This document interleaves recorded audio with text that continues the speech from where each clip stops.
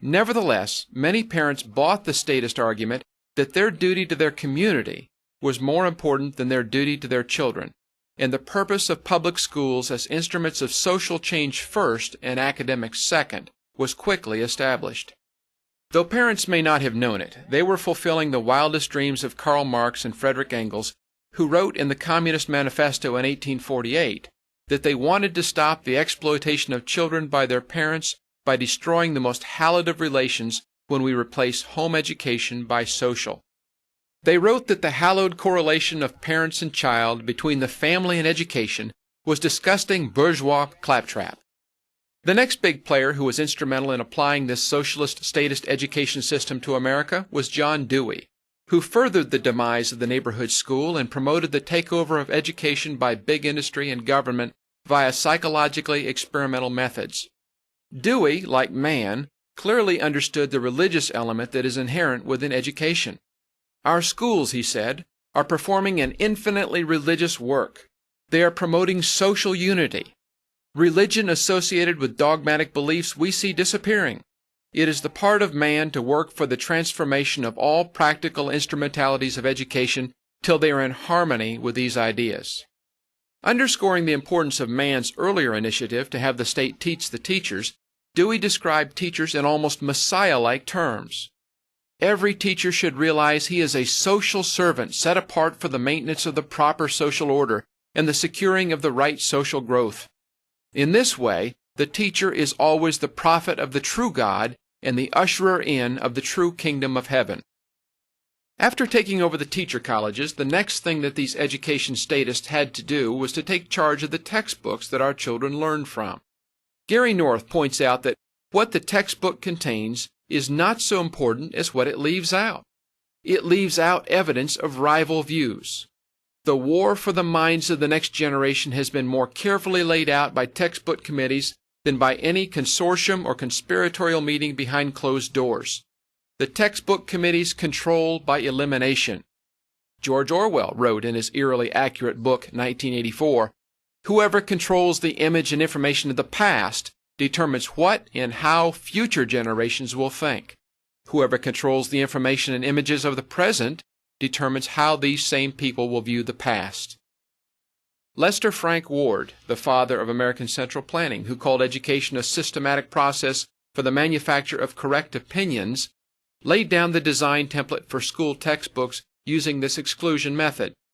Our minds, he said, resist coercion to change our deep-seated opinions.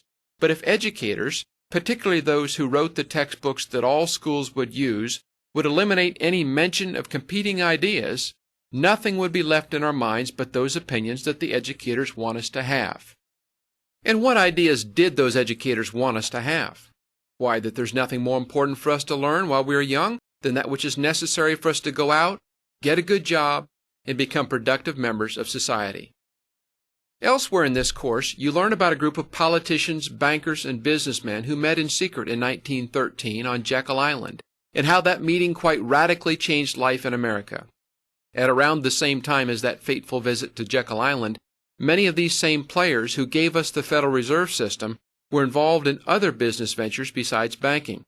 They realized that they needed a cooperative, submissive, and well-trained workforce in order to accomplish their goals.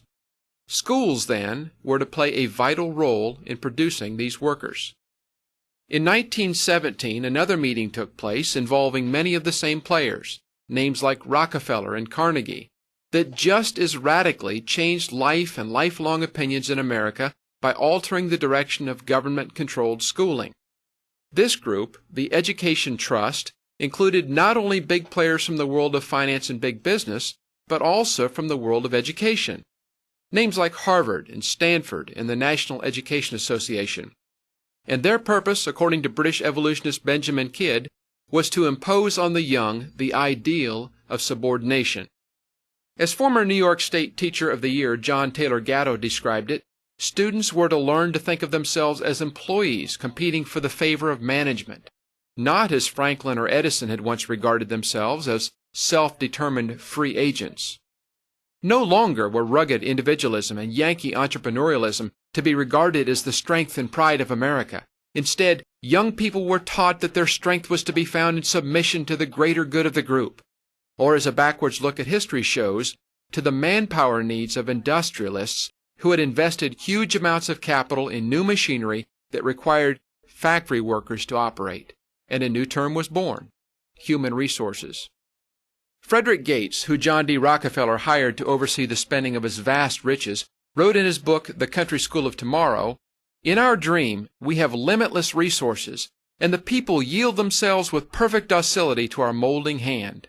The present educational functions fade from our minds, and unhampered by tradition, we work our own good will upon a grateful and responsive rural folk."